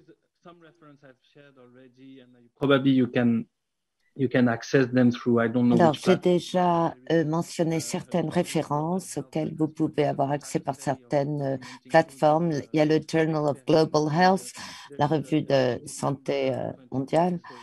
Et en décembre 2020, donc une publication récente, un article donc a été publié. C'est toute une revue sur le travail des ASC au niveau communautaire avec le soutien d'un universitaire de l'UNICEF et de Save the Children. Et je vous encourage à lire ces articles. Autre point que j'aimerais soulever, c'est cette belle dynamique sous la houlette de l'OMS, et l'UNICEF est aussi un partenaire. Donc, l'OMS a émis des lignes directrices par rapport aux agents de santé communautaires pour qu'ils fassent vraiment partie du système sanitaire, du système de santé, qu'ils en fassent partie intégrante et qu'ils reçoivent des motivations. Il y a des paquets de 3 catégories, éducation et certification, autrement dit habilitation des ASC, ensuite la gestion et la supervision des ASC et ensuite l'intégration vraiment véritable au sein de la communauté et du système de santé générale.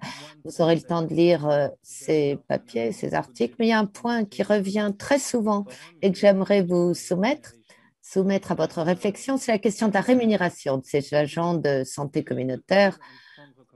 Il faut les motiver. C'est une recommandation très claire à l'issue de cette revue réalisée par l'OMS.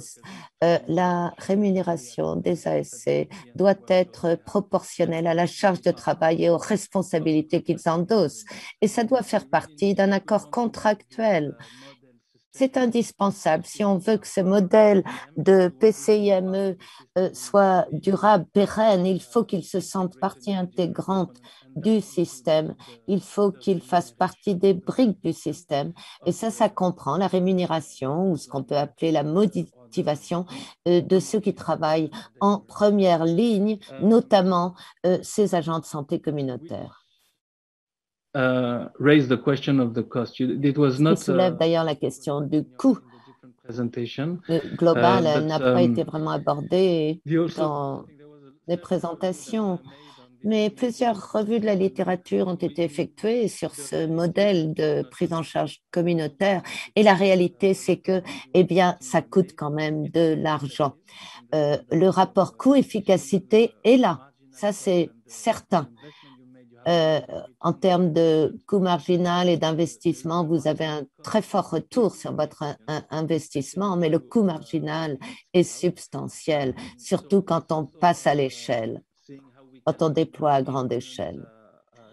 Donc, il faudrait voir comment on peut avoir une influence sur le budget national par rapport à cela et aider, favoriser les investissements du système général de santé dans les pays où l'on intervient, d'abord pour réduire le fossé des inégalités, pour assurer la continuité des soins et des services essentiels pendant les crises. En conclusion de mon intervention, j'aimerais partager une réflexion avec vous. Le dialogue au niveau des politiques à appliquer afin d'institutionnaliser ce modèle de prise en charge communautaire, doit intégrer aussi la question de la répartition des pouvoirs, parce qu'il ne s'agit pas seulement d'une prestation de service au niveau des communautés, mais là, on redistribue les cartes. Qui a le pouvoir dans la gouvernance du système de santé? Plus on donne de pouvoir à la communauté, au local, plus ils sont à même ou plus ils peuvent remettre en question le système de santé générale. Il faut regarder cela et l'intégrer comme facteur dans notre engagement, mais je crois que c'est en redistribuant les cartes justement qu'on va rendre possible et pérenne ce modèle de prise en charge communautaire et qu'il sera possible de passer à l'échelle dans plusieurs pays. Je vais m'arrêter là.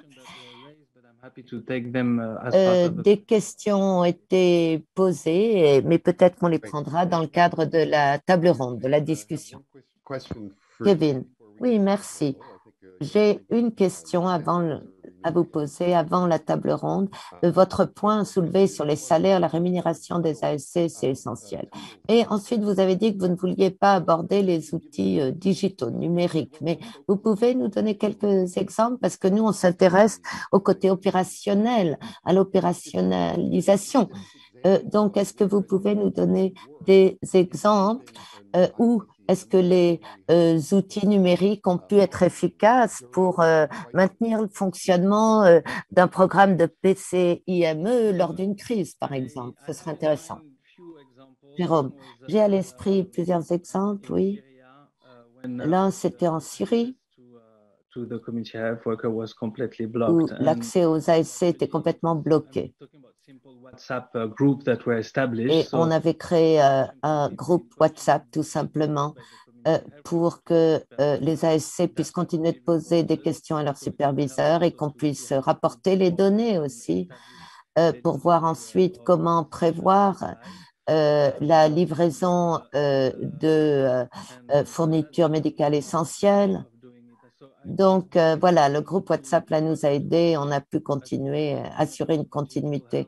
Je ne veux pas m'attarder sur, vous savez, le côté numérique de la santé. Après, on va s'interroger sur les différents logiciels, quel est le meilleur moyen d'intégrer un nouvel algorithme. En tout cas, la numérisation, on la voit au niveau local, dans toutes les communautés, ça avance très vite. Ça fait longtemps que je dis ça, je travaille dans ce domaine depuis longtemps. Et avant, il n'y avait aucun accès à l'Internet, à des technologies dans de nombreux lieux sur la planète. Alors que maintenant, la portée de l'Internet, l'Internet est presque partout.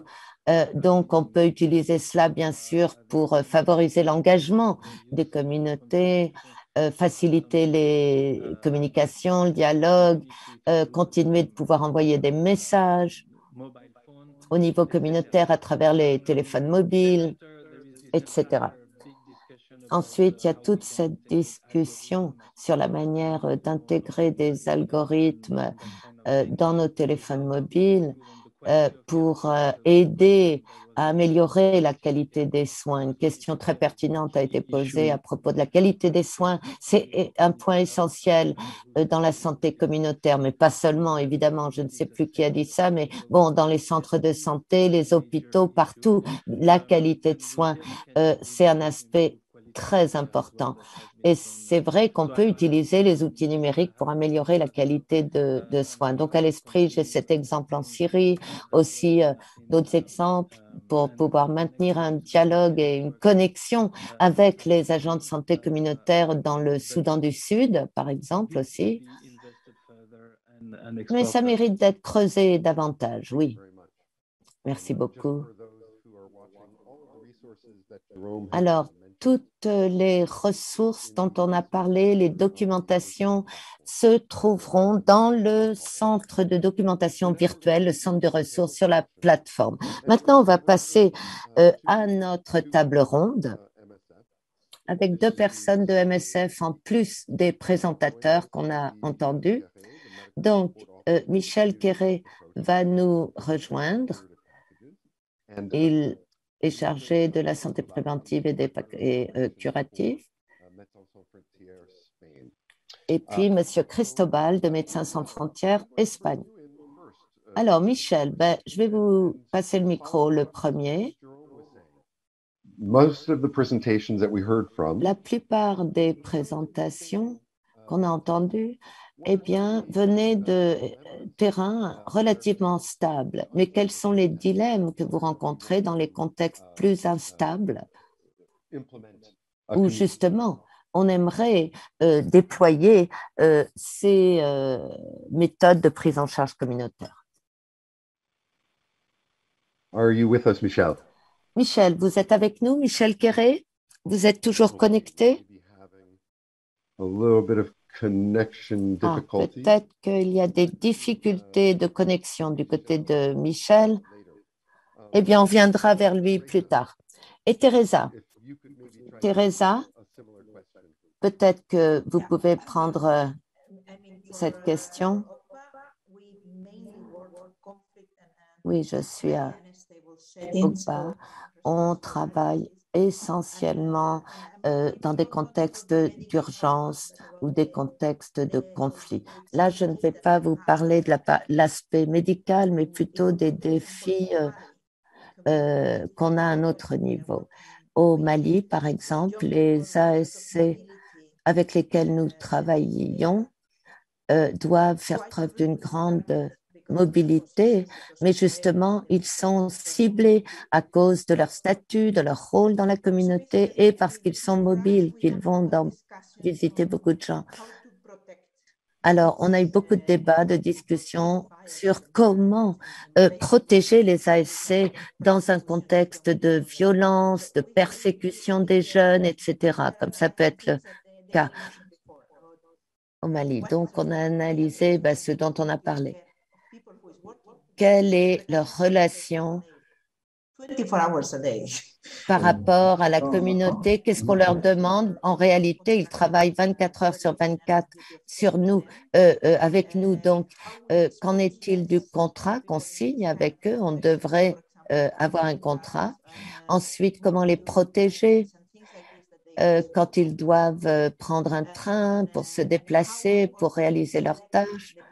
Comment les protéger et puis comment sélectionner les ASC qui seront bien acceptés par l'ensemble de la collectivité, de la communauté. Mais comment créer la relation entre la communauté, le centre de santé et le système d'orientation au niveau supérieur, mais pour ces modèles de prise en charge communautaire, dans un contexte d'urgence et de conflit, il y a beaucoup de défis. D'abord, la rapidité de déploiement. Bon, ça dépend là encore du contexte, mais d'abord, il faut être efficace rapidement. Mais je vous dis, on a beaucoup de discussions à propos de la sécurité. On a eu des problèmes au Burkina Faso, au Mali, comment assurer la sécurité des agents de santé communautaire et nos relations avec eux. Qu'en est-il? Parce que ces relations sont fragiles. Ce sont des agents de santé communautaire, ce ne sont pas des employés de MSF. Pourtant, au final, ils travaillent pour nous, MSF. Donc, beaucoup de débats là-dessus en interne.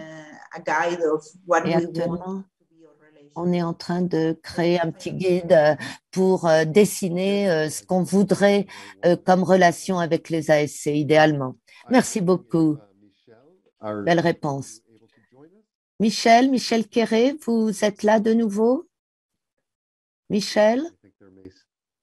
Je crois qu'on a encore des problèmes de connexion Internet avec Michel. On espère qu'il pourra nous rejoindre au plus vite. Oups. Kevin a éteint. Oui, son micro. Nous sommes tous et moi membres d'une institution.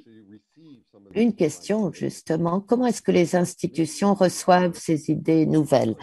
Peut-être que Abdias peut intervenir à ce stade. Abdias, est-ce que vous pouvez nous dire comment Action contre la faim, ACF, a accueilli ces idées nouvelles, notamment pour le traitement de la malnutrition aiguë sévère par les agents de santé communautaire? Comment ils ont vu ça? Et est-ce que ACF a soutenu ce concept et vous nous dites, oui, vous êtes prêt au passage à l'échelle?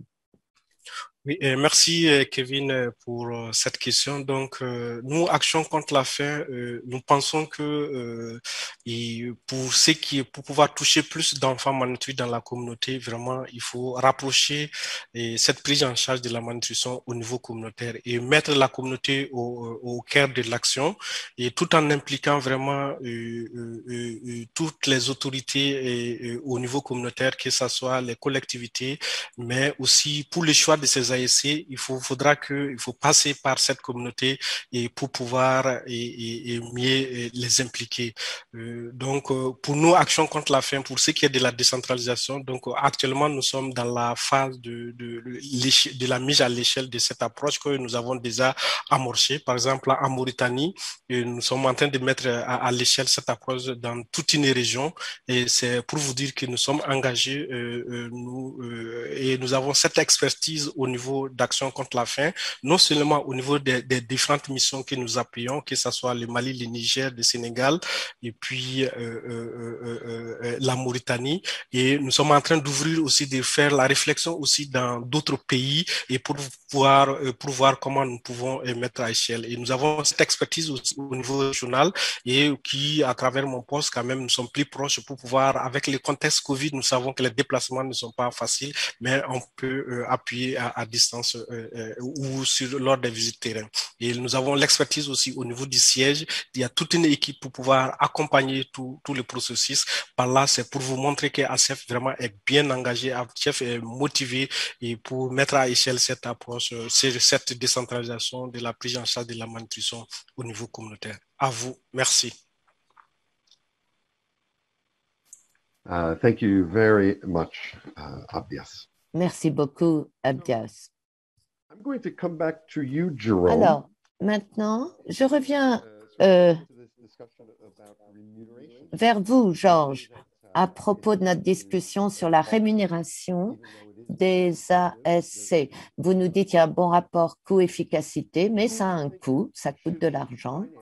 À votre avis, qui devrait financer la rémunération des agents de santé communautaires, des services réalisés par les agents de santé communautaire? Ça devrait être les gouvernements locaux ou les donateurs internationaux, un mélange des deux? This is a question for the remuneration of the primary healthcare workforce as a whole. Merci.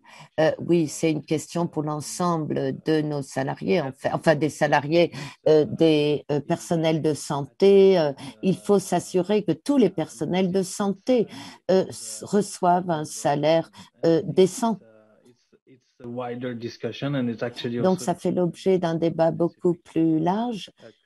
Et d'ailleurs, c'est une discussion qui n'est pas spécifique aux pays qui traversent une crise humanitaire.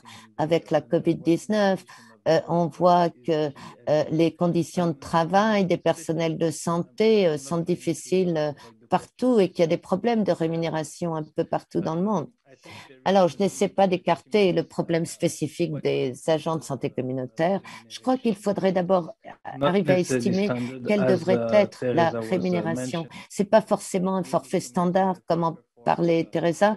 Quelquefois, on recourt aux agents de santé communautaire pour une toute petite partie de leur temps, si vous voulez, ou vraiment à temps partiel, ces travailleurs de santé communautaire ayant par ailleurs d'autres activités, un métier, des activités qu'ils continuent de conduire au sein de leur communauté. D'ailleurs, c'est souvent pour cela qu'ils sont choisis, parce qu'ils sont actifs au niveau communautaire. Donc, il faut que ce soit bien proportionné.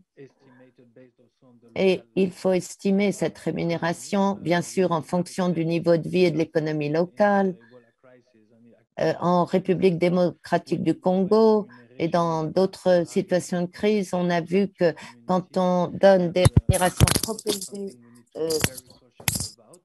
si les rémunérations sont trop élevées, on peut vraiment perturber le tissu communautaire. Il ne faut pas mettre en déséquilibre l'économie locale. Mais en même temps, il faut s'assurer qu'on n'exploite pas les gens et qu'on leur verse un salaire décent. Donc, il n'y a pas de chiffre magique, combien on devrait les payer. Ça dépend des estimations basées sur des enquêtes locales sur le niveau de rémunération. Et quand on parle d'institutionnaliser les agents de santé communautaire dans l'ensemble du système de santé, la question se pose inévitablement qui va les rémunérer. Bien sûr, il y a les donateurs internationaux qui prennent en charge une partie des coûts du système de santé, les organisations internationales ou même nationales. Quand il y a une vraie crise, elles sont susceptibles d'apporter une aide financière. On peut compter sur ces aides, mais ça devrait vraiment faire partie du mécanisme de financement plus général. Alors après, est-ce qu'ils doivent être payés au niveau national ou pas? Moi, je n'ai pas de réponse oui ou non là-dessus. je ne sais pas qui en a. Est-ce qu'ils doivent être payés par le gouvernement, par l'État ou par les systèmes de santé au niveau du district, voire par la mairie au niveau de la municipalité? Ça dépend du contexte. Il faut vraiment en débattre au cas par cas, mais c'est absolument un sujet. C'est une discussion qu'il faut qu'on ait tous ensemble quand on met en place un système de prise en charge intégré communautaire. Alors, Abdias avait quelque chose à nous dire là aussi, je crois. Oui, Abdias? merci Kevin. Donc, pour nous, notre expérience, nous pensons qu'il est bon quand même de mettre les ASC dans le système de la pyramide sanitaire. Et l'exemple que nous avons eu à faire, c'est par exemple au Niger, où quand même l'ASC fait partie du système de santé. Et en 2018, lors des grèves récurrentes des agents de santé, lors des agents de santé au niveau des structures de santé, nous avons constaté l'impact, le rôle réel de ces ASC. Donc, si on arrive à les intégrer dans le système de santé et que l'État peut assurer le financement, ça sera génial.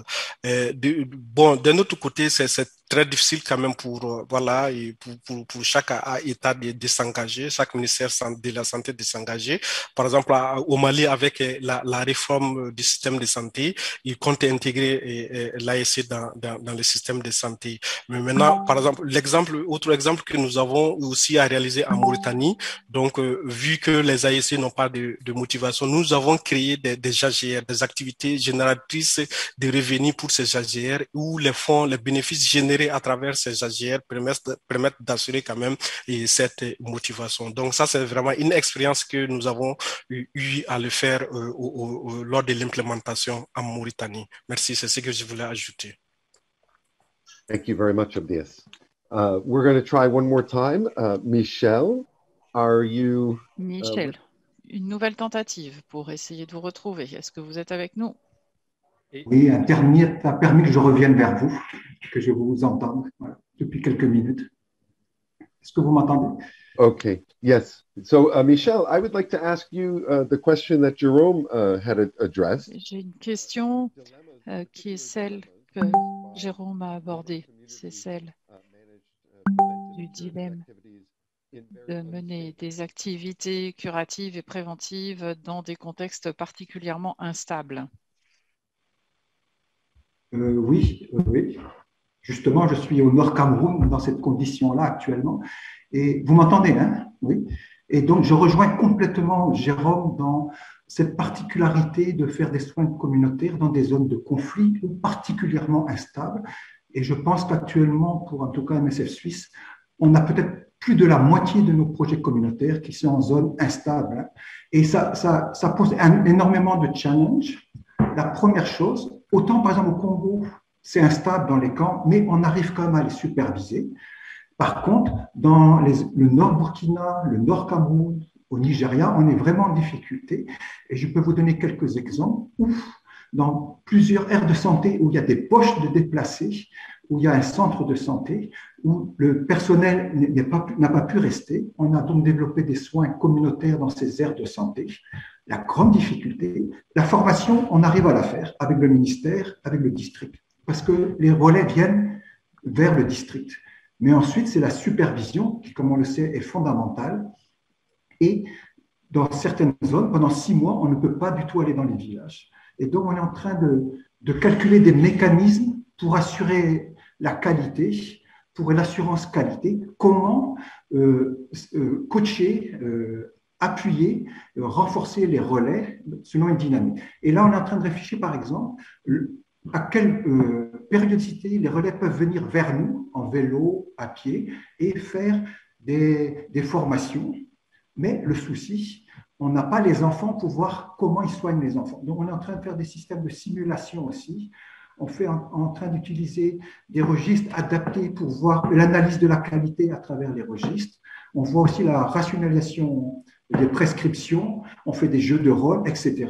Donc, on a cette difficulté de ne pas pouvoir superviser et donc de bien suivre la qualité. Mais on essaie de trouver des alternatives. Et bien sûr, dans ces zones instables, on est aussi confronté au problème de la référence, puisque là, par exemple, là où je suis, les 2 aires de santé où on a des soins communautaires, le centre de santé n'est pas fonctionnel. Donc, la référence est très difficile et parfois, les gens vont dans l'aire de santé à côté. Mais par exemple, pour une autre aire de santé, pendant la pluie, il y a des marécages et un fleuve, ils n'arrivent pas. Vous voyez, donc il faut chaque fois s'adapter. Et l'autre conseil que je donnerais quand même dans ces situations instables, c'est de simplifier au maximum les outils.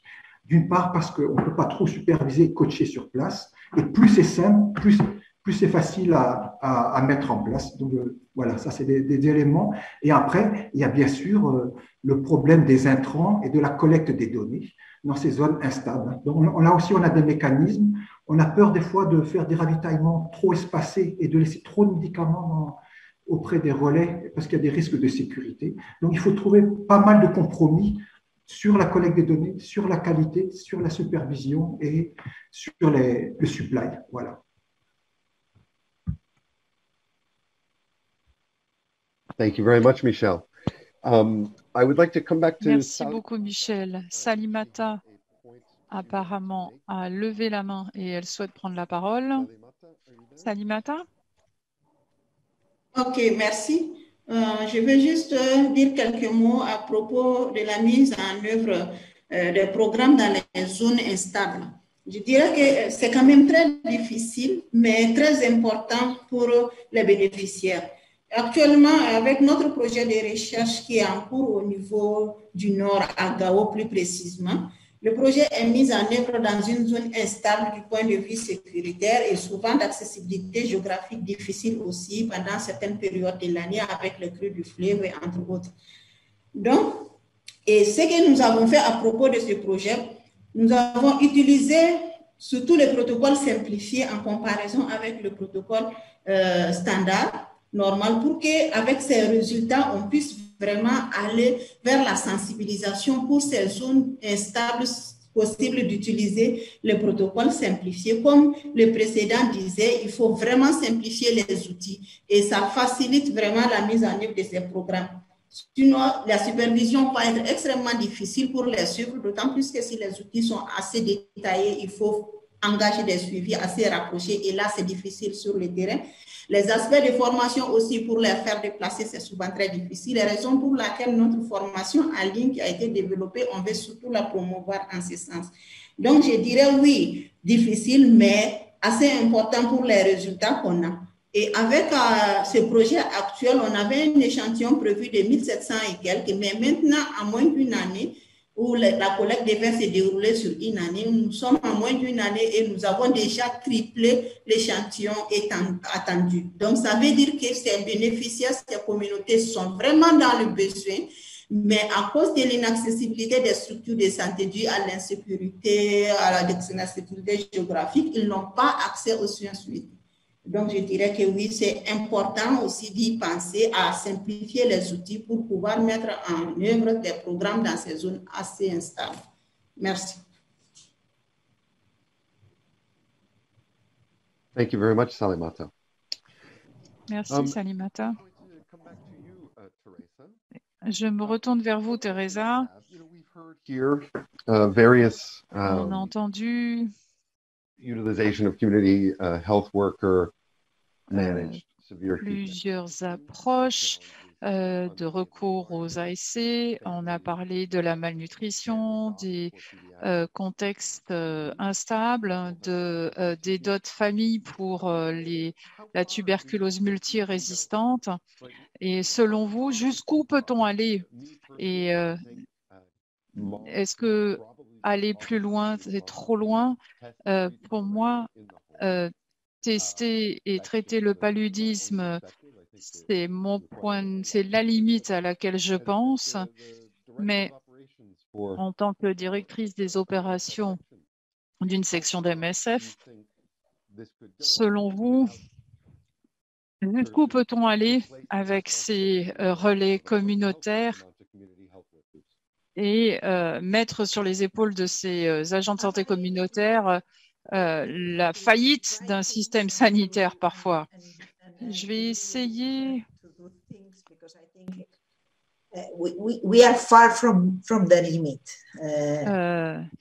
d'exposer d'autres idées parce que je pense qu'on est encore loin des limites. Il s'agit d'avancer de manière progressive, en fait. Nous sommes loin d'avoir épuisé les capacités des agents de santé communautaires à faire davantage.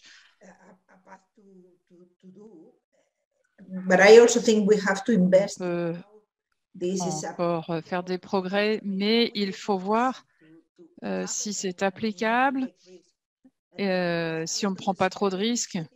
Il y a plein de petites initiatives qui sont super intéressantes selon moi et qui ouvrent des possibilités et qui ne s'appuient pas nécessairement sur des technologies sophistiquées. Cela peut être relativement simple et rudimentaire et facile à mettre en place.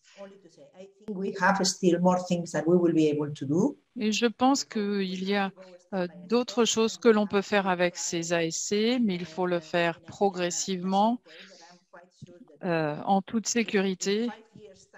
Et je pense que d'ici 5 ans, on pourra parler de davantage d'activités qu'aujourd'hui. Michel, vous vouliez réagir à ce qui vient d'être proposé? Oui, je peux partager notre expérience. Et effectivement, c'est contexte par contexte. Si je prends l'exemple de Magaria que le Dr Georges a présenté, c'est sûr qu'on a été prudent avec le district parce qu'il y a tellement de cas de malnutrition et tellement de cas de palud.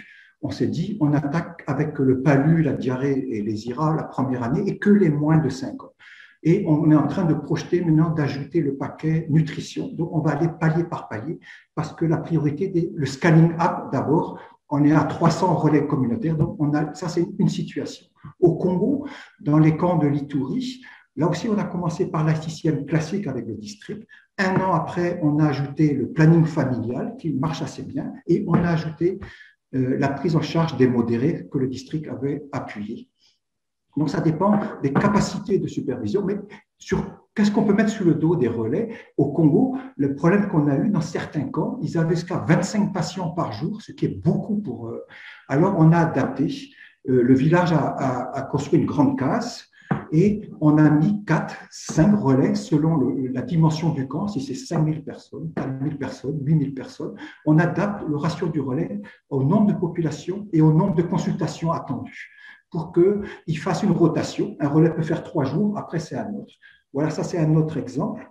Ensuite, au Burkina, là on a des initiatives très intéressantes dans certains districts avec la dynamique de certains MCD qui nous demandent de les accompagner.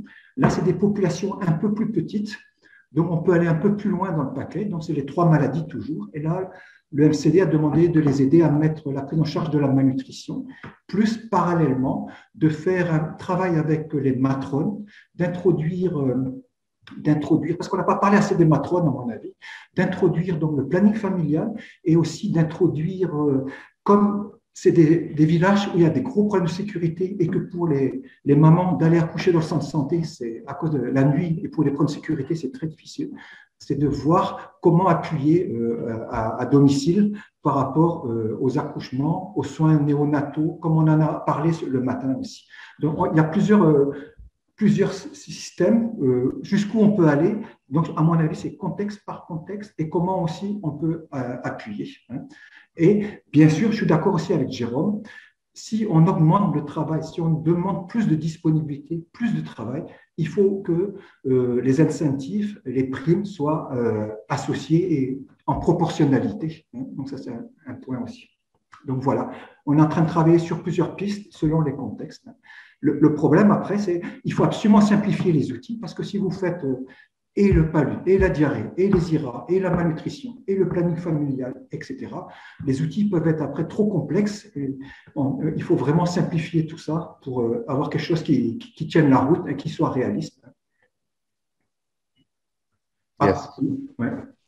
Thank you very much, Michel. Merci beaucoup, Michel. Une question de la salle virtuelle. On a beaucoup parlé de la pédiatrie et la question est Quelle est la place des soins néonataux dans le contexte de la santé communautaire, de la maternité et des soins néonataux? And I can direct that to Teresa, Michel, Abia. La question peut s'adresser à Abias, à Teresa, Michel, à Jérôme. Ça dépendra qui allumera son micro en premier. I'm happy to start. I mean, I can see that everybody's silent. Jérôme, je vois que les autres sont silencieux, que leurs micros sont éteints, donc je prends la parole. The question is related to the same thing we just said, and with Michel. La question The challenge of rejoint ce que Michel a dit, c'est-à-dire ajouter davantage de modes d'intervention au portefeuille d'activités des ASC. This being said, my experience is that Ceci dit, mon expérience, pour revenir aussi à ce que Teresa disait, je pense que l'on sous-estime la capacité, les compétences des familles et des membres de communautés à mettre en œuvre des services relativement sophistiqués. Ils sont tout à fait capables de faire beaucoup plus que ce qu'on leur demande de faire, mais il faut le faire au prix d'une formation, d'une assistance et d'une supervision renforcée. Ce n'est pas la question de savoir si on peut le faire ou pas, ou si le volume de travail est trop important ou pas. Il s'agit de savoir si, en tant qu'organisation et institution, nous pouvons les autonomiser et les assister pour apporter ces services. Pour les soins prénataux et néonataux, je ne suis pas très expérimentée, donc je ne peux pas forcément vous aider, mais il y a un guide qui a été publié par l'OMS sur la prise en charge des infections bactériennes des nourrissons et des nouveau-nés. Ce guide a été publié en 2015. Et ce guide a été testé en Éthiopie, au Nigeria, avec quelques articles qui ont été publiés. Je pourrais partager les références avec vous, mais mon expérience est assez limitée. Ceci dit, ce que je répéterai, c'est que plus on en ajoute, plus il faut s'assurer d'avoir tout le soutien et l'assistance nécessaires à ces ASC. Mais le niveau d'investissement requis pour aider ces personnes doit augmenter. Par exemple, la question du consentement épidémiologique est essentielle ici. Oui, effectivement. Je crois que c'est une bonne remarque. Michel, je vous redonne le micro pour que vous ayez la parole avant de conclure. Oui, en complément sur ce point clé aussi des soins maternels et néonataux, c'est vrai qu'on a eu beaucoup de réflexions aussi en intersection puis avec les référents pédiatriques, santé de la femme. Pour le moment, on n'a pas pu encore implémenter. C'est vrai qu'on a un peu peur d'aller trop loin dans le paquet, c'est la discussion que nous avions avant. Cependant, ça nous semble possible. Surtout que, prenant l'exemple des soins néonataux, on voit que dans nos enquêtes de mortalité, le poids de la mortalité néonatale est vraiment très forte dans les camps, dans les différentes situations. Et donc, ça aurait tout son sens de le faire. On est en train de réfléchir sur des paquets simplifiés, vraiment simplifiés, d'autres des paquets un peu plus intermédiaires, d'autres un peu plus avancés sur la santé maternelle et sur les soins néonataux, selon les contextes, selon la capacité de former, selon la capacité de superviser et selon le niveau. Parce que l'autre souci que nous avons, surtout dans les milieux instables, on a des aires de santé où dans les villages, il y a très peu de gens qui ont un certain niveau et on ne peut pas aller trop loin dans certains éléments. Donc, il faut complètement adapter, quitte à faire des outils en Hausa, en arabe, en full day, etc. Donc, on est en train de travailler sur ça. On n'a pas encore un terrain, en tout cas à notre niveau, pour implémenter et après capitaliser. mais je pense qu'au Burkina, avec le MCD qui est vraiment partant parce qu'il dit que ni ses agents de santé, ni le partenaire MSF ne peuvent aller dans le village, qu'il faut faire quelque chose. On est en train de voir qu'est-ce que serait très simple pour les soins néonataux en termes de breastfeeding, de soins pour l'hypothermie, d'hygiène, de soins du cordon, etc., de méthode kangourou, de pouvoir former les agents communautaires et pour les femmes aussi. Donc c'est tout un chantier, mais ce n'est pas si facile que ça parce qu'il faut vraiment simplifier, et il faut faire tous les outils et pouvoir former et superviser. Voilà, c'est un vrai challenge, hein, mais c'est une question très, très importante. Thank you very much, Michel. I would like to, Merci, Michel. Et je voudrais donner la parole à Abdias pour un dernier mot, pour un petit peu nous dire ce dont on doit se souvenir pour cette session. Abdias, quel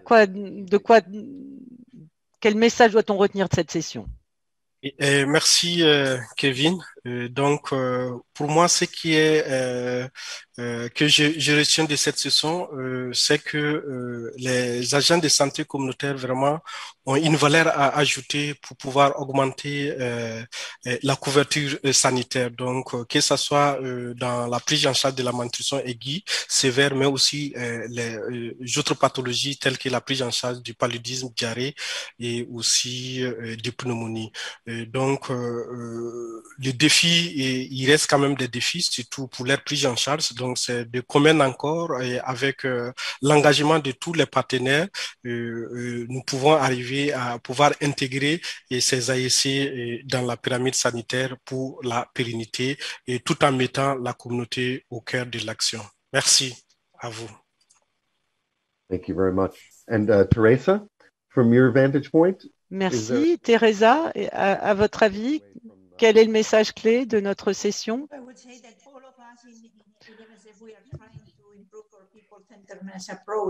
Tout le monde, je crois, au sein de MSF, essaye de mettre les patients et les communautés de plus en plus au centre, d'être aussi proche que possible des communautés qui ont besoin de nous. Et je crois que évidemment les soins communautaires sont tout à fait essentiels. Il faut poursuivre dans cette direction. Il faut relever les défis et les écouter, ces communautés, voir ce qu'on peut faire avec elles, ce qu'elles peuvent nous offrir, ce qu'on peut leur apporter également. Bien, alors on arrive à la fin de cette session. Alors, un petit récapitulatif de ce qu'on a évoqué. Les modèles de soins communautaires doivent s'appuyer sur les capacités existantes au sein des communautés, renforcer le rôle de ces communautés qui doivent être une partie intégrante du système de santé. Il y a beaucoup de défis, évidemment. Ces défis, on les rencontre dans des contextes relativement stables, mais surtout dans des contextes instables, difficiles, et le point clé de la supervision et de la formation est de donner les bonnes armes, les bons outils, des outils simples à ceux qui servent de relais. C'est tout à fait essentiel, c'est critique. Il faut établir des priorités en fonction des profils épidémiologiques des contextes. Ça aussi, c'est un point clé. Et je crois qu'on a eu un consensus. On peut aller plus loin. On peut aller plus loin, certes, mais il ne faut pas que le fardeau sur les ASC soit trop lourd, ni sur les familles d'ailleurs. Et puis, cette question de la rémunération, pour moi, bon, on l'a évoqué, à mon sens, c'est vraiment la ligne rouge. Il faut vraiment qu'on exige d'avoir en place des mécanismes de financement.